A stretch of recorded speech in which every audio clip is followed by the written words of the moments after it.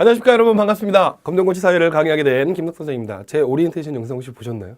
굉장히 열심히 빠샤 하면서 했는데, 자, 지금부터 저와 함께 여러분 검정고시 강의 시작해 보도록 하겠습니다.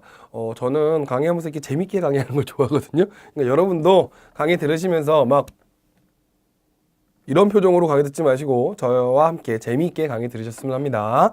자, 그 오리엔테이션 영상에도 제가 말씀드렸는데 우리 검정고시 책이 완전 바뀌었습니다. 예, 책이 완전히 바뀌어서 여러분들이 다시 한번 말씀드리지만 기존의 기출문제들은 사실 거의 의미가 없어졌습니다. 그래서 여러분들 저희 책에 있는 문제들을 많이 풀어보시기를 바랍니다. 자, 1단원 가보죠. 1단원. 사회를 바라보는 창입니다. 사회를 바라보는 창. 자,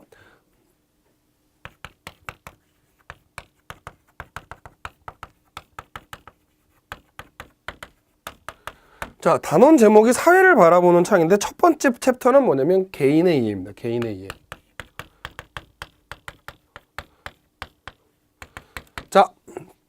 자, 아주 간단한 얘기인데 사회에는 누가 들어와서 살아요? 사회는 개인들이 들어가서 살죠. 그러니까 개인의 개인에 대한 이해를 하는 게 먼저 목적이고요. 자, 그래서 첫 번째 해야 될 얘기가 바로 나죠, 나. 나입니다, 나. 우리가 보통 요거를 한자로 하면 자아 그러죠. 자. 스스로 자자에 나자. 나 스스로 이를 얘기하는 거예요. 그래서 나라는 건 아주 간단하게 얘기합니다. 나라는 의미는 사실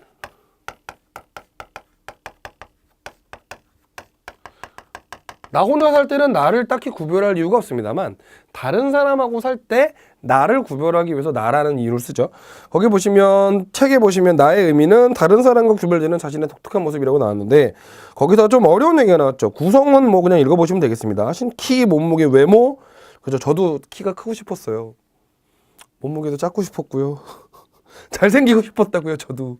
예, 어쩌겠습니까? 이렇게 태어난 걸. 예, 이게 접니다. 이렇게 태어났고 약간 퉁퉁한 몸집에 살을 빼려고 늘 애는 쓰지만 잘 못 봐주고 있고요.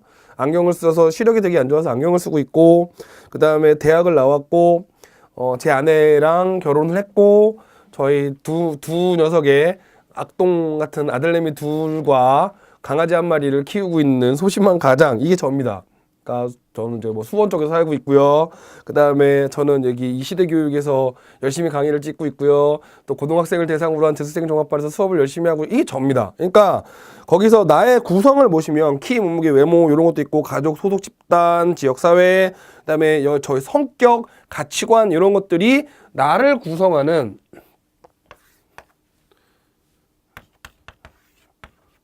나의 구성 요소쯤 되겠죠.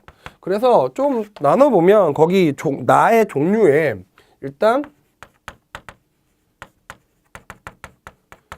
주체로서의 자아가 있습니다. 주체라는 말은 그냥 이렇게 생각합시다. 주인공이요. 영화에서 보면 영어로 하면은 서브젝트죠? 영어로 하면 서브젝트. 주체로서, 주인공으로서의 나. 그러니까 나 자신이죠. 그러니까 아침마다 저는 거울을 보면서 이렇게 오늘도 여기 수업하러 나오면서 이렇게 씻으러 나오면서 거울을 봅니다. 대부분 남자들이 그런다죠. 이만하면 잘생겼어. 이렇게 생각을 죄송합니다. 네, 대부분 남자들은요, 거울을 보면 자기 자신의 얼굴에 만족해요. 네, 저는 그렇습니다. 여자분들은 저희 아내를 보면 항상 굉장히 열심히 다이어트도 하고 살도 많이 빼서 거의 아가씨 때 애를 둘을 낳고 살고 있는데도 아가씨 때 몸무게는 별 변화가 없거든요. 근데 저희 와이프는 항상 자기 얼굴을 보면서 살쪘어! 이렇게 외칩니다. 저를 보고서 너는 언제 뺄 거니? 라고 항상 얘기를 하고 있는데. 자, 책을 보시면 주체로서의 자아는 나죠, 나. 내가 주인공, 내가 메인. 그래서 내 스스로 생각하는 자, 자기의 행동과 적응을 통제하는 나, 자신의 삶을 주체적으로 살아가면서 형성된다. 이렇게 주체적으로. 요게 이제 주체로서의 자아가 요거를 본인이 잘 느끼고 있을 때 우리가 뭐라고 얘기하면 자신의 정체성이 굉장히 확립돼 있다. 요렇게 얘기하죠. 요걸 이제 합쳐서 뭐라고 부르냐면 자아 정체성이라고 부르는 거죠. 그리고 밑에 보시면 대상으로서의 자아. 어이구, 떨어뜨릴 뻔했어요. 대상으로서의 자아는 뭐냐면 이 주체로서의 자아는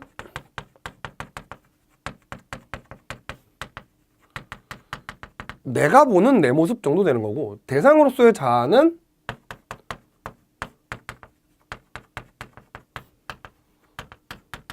남이 보는 내 모습 정도 된다고 생각하시면 되겠어요. 그러니까 거기 책에 보면 되게 어려운 말들도 나왔죠. 별 중요한 얘기는 아닙니다. 다른 사람과의 사회적 관계 속에서 여기서 중요한 동그라미 하실 거는 관계예요. 관계. 그러니까 사람은 혼자 사는 게 아니죠. 저도 지금 이 강의를 찍고 있습니다만 이 카메라 너머에 저희 PD님이 열심히 카메라를 이렇게 조정하고 있어요. 제가 이렇게 가면 PD님이 카메라가 이렇게 따라올 것이고, 안 따라오네? 이렇게 좀 더 가면 이렇게 따라올 것이고, 제가 이렇게 가면은 이쪽으로 따라오겠죠. 혼자서 이렇게 하면 강의 못 찍죠. 그렇죠? 여러 사람의 도움에 의해서 강의를 찍는 겁니다.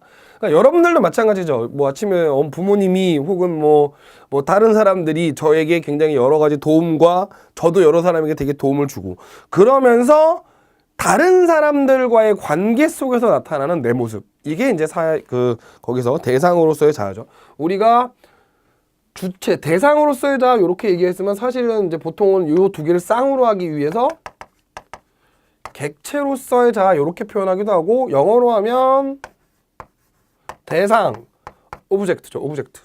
요게 얘가 나, I'm subject, 이게 대상, 오브젝트 이렇게 되는 거죠. 대상으로서 이제 남이 보는, 이렇게 보시면 돼요. 내가 보는 모습, 남이 보는 모습 이렇게 보면 되겠습니다. 중요한 건 뭐 요 정도 보시면 되겠고요. 그 다음에 자아 정체성. 자, 아까 전에 저쪽에서도 얘기했습니다만, 자아 정체성이라는 건 뭐냐면 정말 딱 이 질문에 대한 답입니다. 나는 누구? 나는 누구지? 나는 누구지? 여러분, 보통 잠깐만 곰곰이 생각을 해볼까요? 여러분이 누군가에게 여러분을 스스로 소개합니다. 저는 누구입니다. 여러분이 스스로 소개해요. 방금 전에도 제가 말씀드리면 저를 소개해보면 저는 김석이라는 선생님이고 사람이고, 직업은 강의를 하고 있는 강사 선생님입니다. 그리고 사는 곳은 수원이고, 저희 아내와 두 남자 꼬맹이 자녀를 두고 있고, 강아지 한 마리를 애완견으로 키우고 있습니다. 그리고 저는 뭐뭐하고죠. 그러니까 나를 소개해야 한다는 것은 대부분 우리가 보통 나를 소개할 때 자신의 얘기는 잘 안 하고요.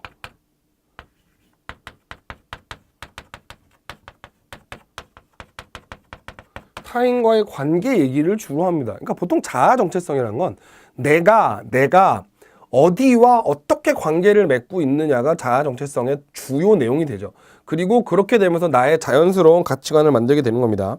그래서 책을 보시면 자아에 대한 통합된 생각이나 태도로 나는 누구인가에 대해서 명확하게 인식하는 거죠. 그래서 거기 개인의 특성과 사회에서의 경험을 통해서 형성된다. 개인의 특성이라는 거 우리가 보통 뭐라고 얘기하면 퍼스널리티, 인성이라고 합니다. 인성. 개인의 인성과 그 다음에 경험을 통해서 만들어집니다. 내가 누구인지 하는 건 다시 말씀드리지만 뭐와? 개인의 퍼스널리티, 인성과 플러스 여러분이 겪으시는, 제가 겪는 경험을 통해서 나라는 사람이 만들어지죠. 그리고 거기 보시면 다른 사람과 구별되는 자신의 능력, 성격, 가치관, 인생 목표 등이 명확히 알아야 된다는데, 어쨌든 그런 것들이 자고, 자, 이렇게 생각하시면 되겠어요?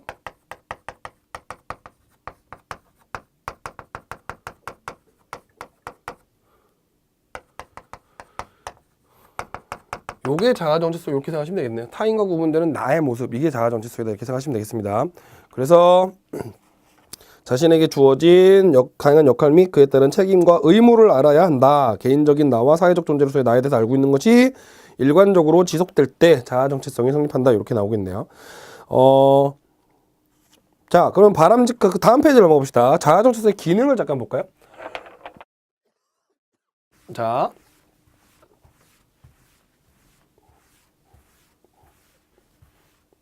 자아 정체성의 기능을 잠깐 보십시다.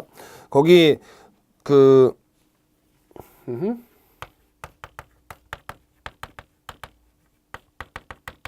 자아 정체성의 자, 이렇게 봅시다. 자아 정체성의 기능을 보시면 거기 책에 나와 있는 말이 전 뭔 말이 더 이해가 안 가요. 제가 쓴 책인데도 자신에 대한 신념이 삶을 변화시키기도 하며 자신의 과거, 현재, 미래를 안정되게 통합한다. 자, 여기 보세요. 자,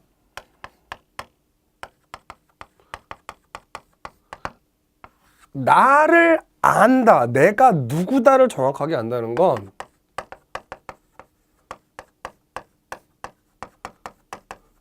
요 얘기가 됩니다.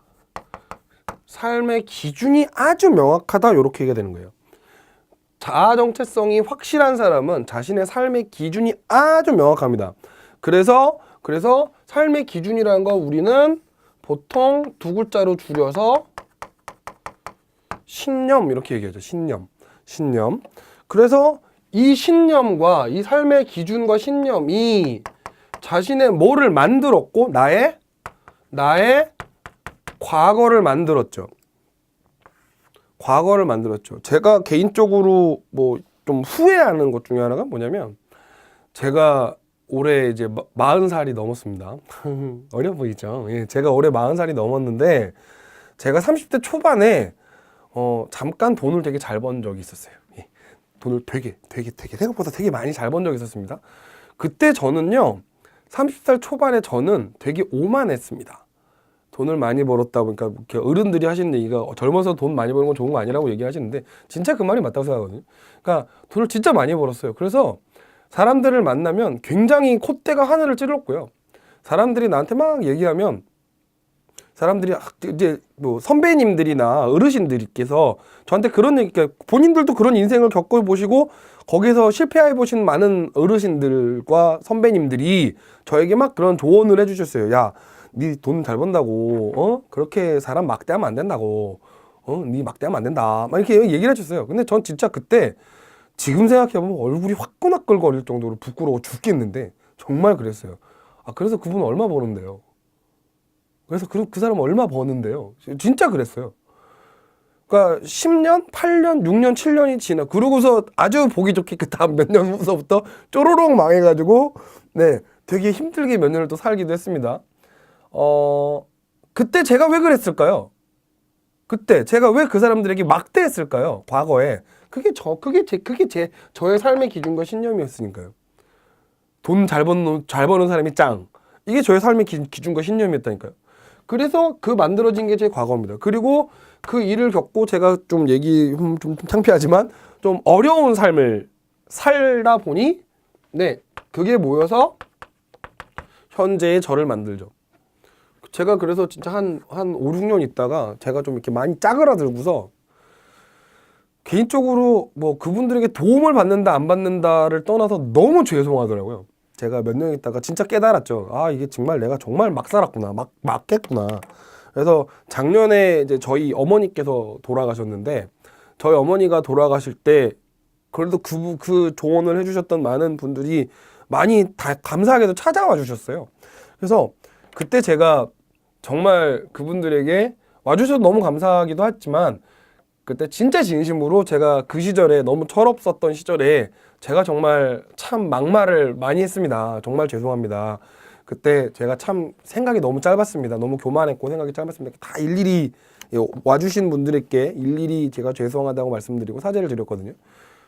그랬더니 그러고서 이제 그 분들이 제 진정성을 좀 알아주셨는지 또 저를 이렇게 여기저기 이제 좋은 자리가 생기면 좋은 자리가 있을 때 저를 이렇게 불러주시고 그러셔서 옛날만큼 그렇게 완전 잘 벌 때만큼은 아니지만 그래도 많이 회복이 됐습니다. 되게 힘들었을 때에 비해서 많이 회복이 됐습니다. 그러니까 그게 또 지금의 저를 만들죠. 그래서 느껴요. 아, 사람은 진짜 겸손하고 정말 조심해야 되는구나. 그리고 이런 태도들이 몇 년 후에 저의 뭘 만들어 가겠죠? 미래를 만들어 가겠죠. 결국에 자아 정체성이라는 건 자신의 삶을 변화시키고 자신의 과거와 현재와 미래를 만드는 동력이 됩니다. 그리고 아까 전에 말씀드렸지만 개인의 삶과 가정, 사회, 국가에도 이 자아 정체성은 아주 큰 영향을 미칩니다.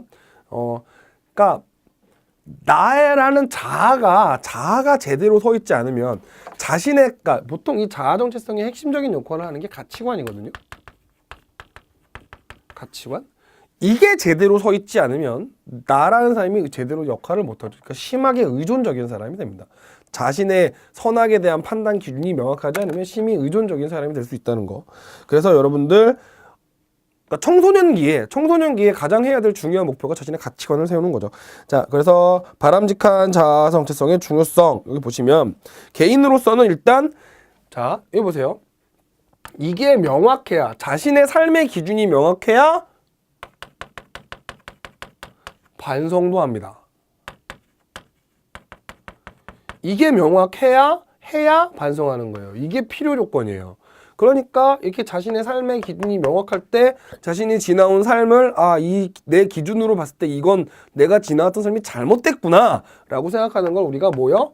자아 성찰이라고 합니다. 여러분 저를 포함해서 우리 모두는 항상 100% 올바른 길만 갈 수 없습니다. 인간은 원래 그래요. 인간은 올바른 길만 가는 인간 따윈 세상에 없습니다. 그렇기 때문에 자신이 왔던 길에 대해서 항상 뭐 할 줄 알아야 돼요? 이렇게 얘기하니까 되게 뭐라 그러죠?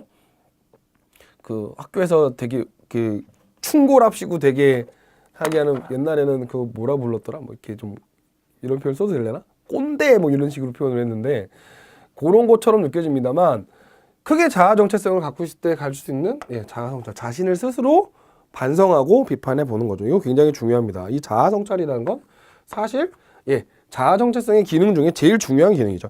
그 다음에 자신의 삶의 기준이 있으니까요. 자신의 삶의 기준에 비추어서 굉장히 어떤 일에 대해서 능동적인 참여를 하죠. 자, 예를 들면 봉사에 대한 자신의 기준이 명확해요.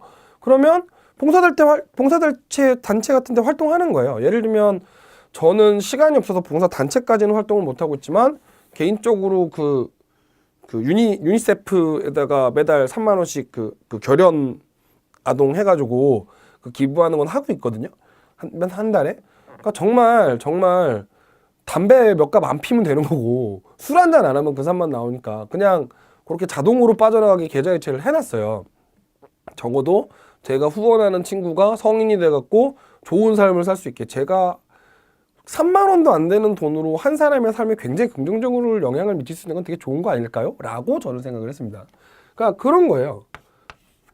그런 활동에 능동적으로 참여할 수 있다. 사회적인 측면을 봅시다. 좀 거기 별표돼 있네요. 자아 정체성이 제대로 서 있어야 집단 구성원으로서 자신의 의무와 책임을 충실히 시행할 수 있고요. 그 다음에 자아 정체성의 확립의 필요성도 여기 책을 한번 읽어보시면 되겠습니다. 여기 자아 정체성이라는 건 거기 있는 제목들이죠. 기억, 삶의 주인은 나다, 나를 존중. 여러분 자살을 왜 할까요? 자살. 뭐 여러 가지 이유가 있습니다만 자살이나 애정결핍 같은 것들이 일어나는 주요한 이유는 나를 사랑하지 않아서입니다. 나를 사랑하지 않아서. 나를 사랑할 줄 알아야 다른 사람도 사랑할 수 있는 거예요. 미래의 나를 결정하고 사회적 역할을 수행한다. 그 밑에 개념 다지기 한번 볼까요? 자신에 대해 통합적이고 총체적인 관념을 자아 정체성이라고 한다. 맞는 얘기죠. 그 다음에 개념 다지기 2번을 보시면 다른 사람과의 사회적 관계 속에서 살아가는 나의 모습을 주체로서의 자아는 나의 모습이고 다른 사람과의 관계 속에서 살아가는 건 대상으로서의 자아겠죠. 그래서 X입니다. 자신의 내면을 살피고 반성하는 행위를 자아 성찰이라고 하죠. 자, 다음 페이지 넘어갑시다. 자아 정체성의 형성 방법은 스스로 관찰자가 돼서 자신을 바라보고 다른 사람을 통해서 나를 비춰본다. 이게 되게 중요한 거죠. 자기 혼자만 보면 안 보이니까요. 다른 사람을 통해서 나를 바라보는 것도 필요합니다. 그러니까 조언을 들어야 되는 이유가 이런 거죠. 자, 특히 부모님의 조언들은 굉장히 중요하다고 개인적으로 생각을 합니다. 저도 지금 많이 후회하는 거 있어요. 자, 그 다음에 주변을 너무 의식하거나 주어진 환경에 얽매이지 마라. 자, 아까 전에 말씀드린 자신의 기준이 명확해야 된다 그랬죠. 자신의 기준이 명확하지 않으면 주위 사람들의 말에 휘둘립니다. 여기 팔랑귀가 되는 거죠. 팔랑귀. 그러니까 전 개인적으로 절대 주식은 안 하거든요. 주식을 안 하는데 제가 경제학을 공부를 좀 하다 보니까 경제 쪽으로 수업도 하고 그러다 보니까 경제학을 공부하다 보니까 주식이라는 게 얼마나 돈을 벌기 어렵다라는 사실을 새삼스럽게 느끼게 됐어요. 그래서 그 다음서부터는 주식을 안 해요. 옛날엔 잠깐 했다가 돈을 번 적도 있고 까먹은 적도 있었는데 지금은 안 합니다. 자, 그리고 청소년기는 자기 자신과 인생에 대한 관심을 갖는 시기이므로 이때 형성된 자아 정체성이 미래 결정에 큰 영향을 준다. 네, 되게 중요하죠. 청소년기 때는요, 자신의 가치관이 아직 명확하지 않을 때예요. 자신의 가치관이 명확하지 않을 때라 다른 사람에게 영향도 많이 받고 친구들에게서 영향도 많이 받죠. 그러니까 보통 뭐 흔히 말하는 안 좋은 친구들을 사귀어서 참 큰일 나는 시기, 안 좋은 친구들을 사귀면 안 되는 시기도 언제고 보통 일반적으로 청소년기고요. 그 다음에 자신을 되게 크게 키울 수 있는 시기도 사실은 청소년기겠죠. 이제 봅시다. 자아 정체성을 향상을 위한 노력 한번 읽어보시고요. 거기 이제 사회적 관계가 나옵니다. 자, 사회적 관계가 나오는데 첫 번째 나오는 게 사회화예요. 자, 책을 보지 마시고 초를 잠깐 보실래요? 거기 사회화는 한 개인이 태어나 자신이 속한 사회 집단의 생활 방식, 문화를 학습하면 자아를 형성하는 과정. 자, 됐어요. 그렇게 어렵게 생각하지 마시고 사회화는 앞으로 보시다 보면 무슨 화라는 단어가 많이 나올 거예요. 무슨 화, 세계화 뭐 이런 거. 무슨 화라는 단어는요. 뭐뭐 ing입니다. 네? 뭐라고요? ing. 여러분들 ing 뜻이 뭐냐면 뭐뭐 하는 중. 이게 ing예요. 여기 ing. 자, 그러니까 사회화라는 건 뭐뭐화 하면은 항상 ing 개념은 시작이 있고 끝이 있는 거죠. 끝이라기보다는 이제 우리가 보통 목표라고 부르는 지점이 있습니다. 뭐뭐화 할 때. 그러니까 사회화하면 이게 보통 사회화하면 이 물결무늬 있는 게 목표예요. 그러니까 인간이 사회에 적응하는 거죠. 그러면 시작은 어디에서부터? 개인이 사회에 적응하는 거. 다시 그래서 사회화를 정리해보면 개인이 어디에? 사회에 뭐 하는 거예요? 적응하는 ing라 그랬죠? 적응하는 중 이렇게 되는 거죠. 이게 사회화입니다. 개인이 사회에 적응하는 중. 그럼 왜 적응 완료 이게 적응 빨래 끝처럼 적응 끝 이게 아니라 왜 계속 적응하는 걸까요? 적응 중일까요? 간단합니다. 개인이 사회에 적응하는 건 죽을 때까지 계속 해야 되는 거예요. 사회가 변하니까요. 개인도 변하고. 그러니까 왜 개인이 계속 사회에 적응하냐? 개인의 변화가 있죠? 그죠? 10년 전의 제 모습, 그때도 물론 강사였습니다만 20년 전의 제 모습, 대학생이었죠. 그럼 벌써 20년, 슬프다. 자, 예. 30년 전의 제 모습은 초등학교, 중학교? 여러분, 1년 전에 여러분하고 지금의 여러분이 같나요? 그렇죠. 내가 바뀝니다. 내가 바뀝니다. 여러분 검정고시 시험을 보셔가지고 고졸 졸업 자격을 따시면 여러분이 변하는 거예요. 그 대학을 가면 또 변하죠. 그리고 모두 변해요? 사회가 변화합니다. 나는 안 변했는데 사회가 쪼쪼작 변하는 거죠. 그렇기 때문에 항상 개인은 죽을 때까지 적응해야 돼요. 죽을 때까지 적응해야 돼요. 어쩔 수 없죠. 자, 요게 사회화고 거기 사회화의 측면을 보시면 개인은 다른 사람과 구별되는 독특한 자아를 형성한다. 그렇죠. 다른 사람과의 관계 속에서 자아를 형성하고요. 사회적 측면에서는 개인에게 적응하는 거잖아요. 뭘로 적응시키는 거야? 사회는 개인한테 그 사회의 문화를 학습시킵니다. 그러면서 사회에 적응시키는 거죠. 개인은 그 문화를 받아들이고 그리고 그 사람들과 어울리면서 살아가게 되는 거고요. 그러면서 아주 자연스럽게 자아 정체성도 키우게 됩니다. 자, 그리고 옆에 보시면 사회화 기관이 있는데요. 사회화 기관. 자, 슝슝. 우리 책에는 1차 사회화 기관하고 2차 사회화 기관만 났네요. 자, 1차 사회화 기관이 있고 2차 사회화 기관이 있습니다. 자, 1차 사회화 기관은 우리가 보통 여기 책에 보시면은 혈연이나 자연 발생적, 이거 중요한 건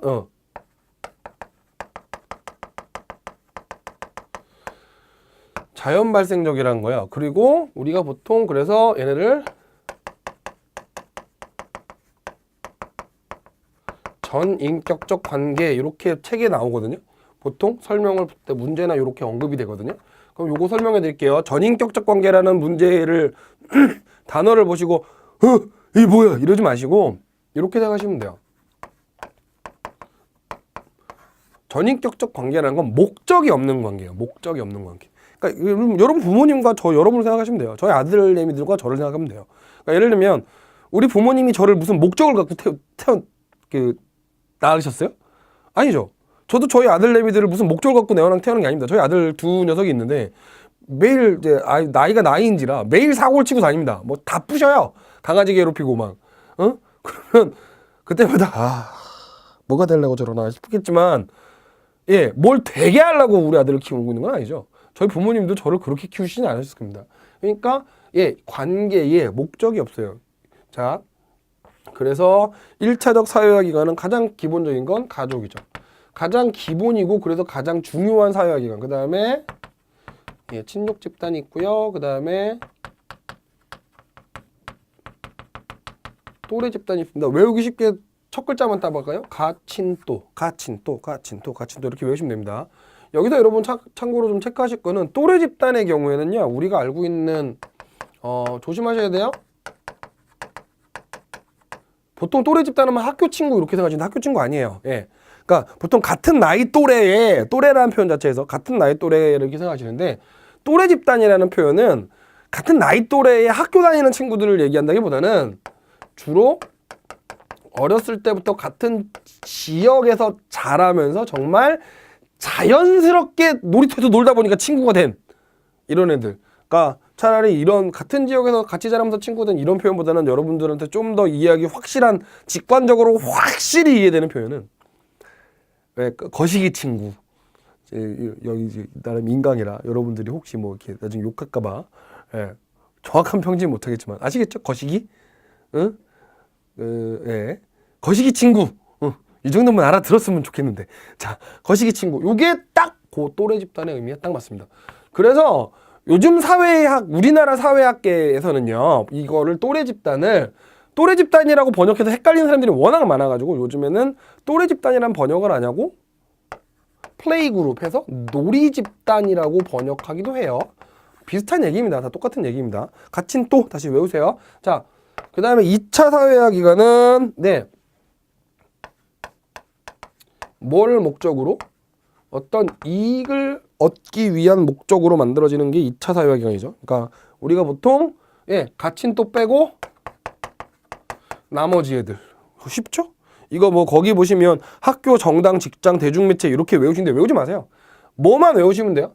1차 사회화 기관이 가족, 친족, 또래 집단, 가친또.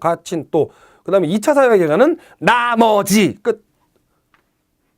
쉽죠? 자, 이익을 목적으로 하는 애들. 그래서요, 우리가 이걸 보통 뭐라고 얘기하냐면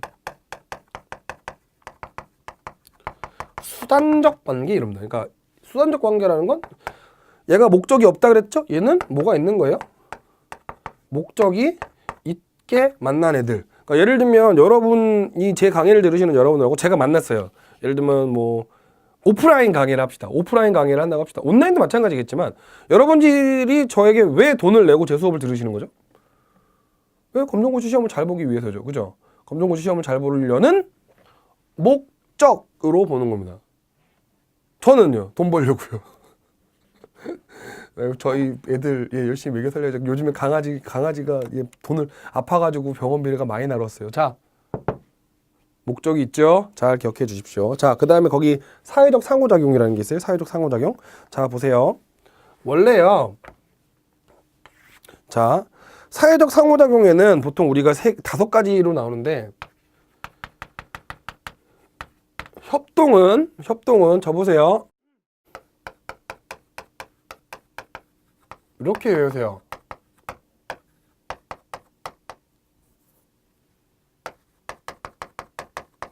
일반적으로 협동은 같은 목적을 갖고 있는 하나의 집단이 합니다. 협동은 같은 목표를 가지고 있는 하나의 집단이 그 목적을 이루기 위해서 하는 활동을 협동이라고 얘기해요. 그러니까 가장 대표적인 게 운동 경기 할 때, 축구 경기 할 때 미드필더는 공격수한테 패스하고요, 수비수는 막고요, 이런 거 하죠. 각자 자기 역할에서 자기 일을 하잖아요. 뭐를 위해서? 승리라는 같은 목표를 위해서 열심히 뛰고 있는 거예요. 요게 협동이고요. 그 다음에 경쟁은요, 한 집단이라기보다는 같은 집단, 이게 더 낫겠네요. 같은 목표를 같은 집단이, 예, 경쟁은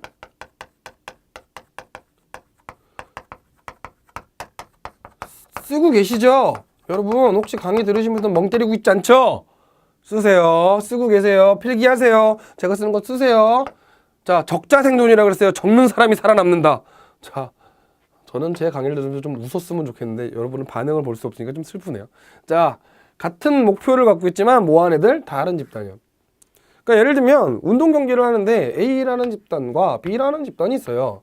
농구든 축구든. 이 두 집단은 어떤 걸 목표로 갖고 있죠? 둘 다 목표는 이기는 거죠. 이 win! 이게 목표예요. 근데 문제는 하나는 이기면 하나는 지지? 그죠? 그러니까 다른 집단이 같은 목표를 갖고 있기 때문에 뭐 할 수밖에 없어요? 싸우는 거죠. 자, 근데 여기서 이제 경쟁과 요 바로 다음에 나올 갈등이 갈라져요. 갈등도 똑같아요. 같은 목표의 다른 집단인데, 자, 싸움이 납니다. 근데 경쟁은요, 규칙이 있어요. 자, 한글로 쓸게요. 뭐요? 싸우긴 싸우는데 규칙을 가지고 싸워. 이러면 뭐고요? 경쟁이고요. 싸우는데 규칙 따위 말이나 줘. 이렇게 해서, 예, 규칙 따위 필요 없어. 이거는 뭐다? 네, 이걸 갈등이라고 합니다. 쉽죠? 쉽죠? 같은 목표 다른 집단인데, 예, 규칙이 있고요, 규칙이 없고요. 그러니까 보통 그래서 경쟁 같은 경우 맨 처음엔 규칙을 갖고 시작을 하는데 싸움이잖아요. 싸우다 보면 좀 격렬해지거든요. 네? 격렬해지다 보니까 네, 규칙 따위 필요 없이 빠샤 이렇게 되는 케이스가 존재하기도 해요. 그래서 경쟁이 뭘로? 갈등으로 바뀌기도 하고, 좀 크게 보면 경쟁이라는 개념이 모두 포함한다고 생각하시면 돼요. 갈등도 포함한다고 생각하시면 됩니다. 자, 거기 예, 넘어갈게요. 거기 보시면은 어렵지 않죠? 어렵지 않죠? 교환은 뭐예요? 교환은, 예, 자, 교환을 제일 쉽게 이해할 수 있는 단어는 give and take입니다. give and take. 서로 뭐 하는 거예요? 주고 받는 거. 왜? 자, 여러분 저에게 뭘 주셨죠? 자, 김석이라는 사람이 있고요. 여러분 강의를 들으시는 여러분이 계십니다. 자, 이 강의를 들으신다는 건 책을 사셨다는 얘기니까요. 자, 여러분은 저에게 책을 사심으로써 뭘 주시고요? 네, 금전적인 이익을 주시고 저는 여러분에게 뭘 제공해요? 강의를 제공해요. 이게 뭡니까? 교환이요. 이게 교환입니다. 자, 교환의 되게 중요한 점은 저도 뭐가 생겨야 되고, 교환은 저도 이 강의를 통해서 이익이 생겨야 되고요. 여러분도 강의를 들음으로써 검정고시 합격이라는 상호 이익이 생기는 것을 전제로 깔고 있다는 거죠. 그래서 네, 이 교환은 뭐가 안 생기면, 서로 이익이 생기지 않으면 교환은 일어나지 않아요. 자, 그 다음에 거기 사회적 그 강제는 뭐냐면 말 그대로 그거죠. 굴복시켜 버리는 거죠. 뭐 폭력을 통한 굴복, 강제력, 그러니까 폭력을 통한 굴복도 있을 수 있고, 아니면 여러 가지 압력과 권위를 통한 굴복도 있을 수 있죠. 보통 이게 뭐 그 부당한 권위에 의해서 굴복시킬 때 우리가 그런 걸 부정 그렇게 얘기하죠. 자, 넘어가겠습니다. 거기 사회적 관계의 의미와 인간 존중은 한번 읽어보시면 될 것 같아요. 거기 생각 넓히기 잠깐 보시면은 사회적 상호작용의 공통점과 차이점. 자, 아까 전에 말씀드렸지만 협동하고 경쟁은 어떤 점에서 공통점이 있어요? 협동하고 경쟁은 같은 목표를 두고 있다는 점에서 공통점이 있고요. 경쟁은 다른 집단, 그죠? 그래서 서로 싸우고요. 갈등하고 구별되는데 규칙을 지키지 않는다. 규칙을 지키면 갈등, 규칙이 있으면 경쟁. 요거 구분하시면 됩니다. 그 다음에 옆에 지위, 역할 갈등 나왔네요. 요거는 한번 읽어보세요. 지위는 이렇게 정리해볼까요? 심플하게 정리합시다. 여기다 할까요? 여기다 할게요. 지위는, 이게 차라리 영어 표현이 더 쉬워서 소셜 포지션입니다. 그러니까 사회의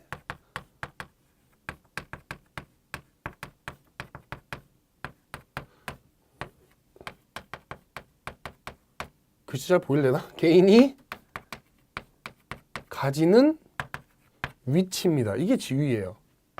사회 속에서 개인이 가지는 위치, 이게 지위입니다. 역할은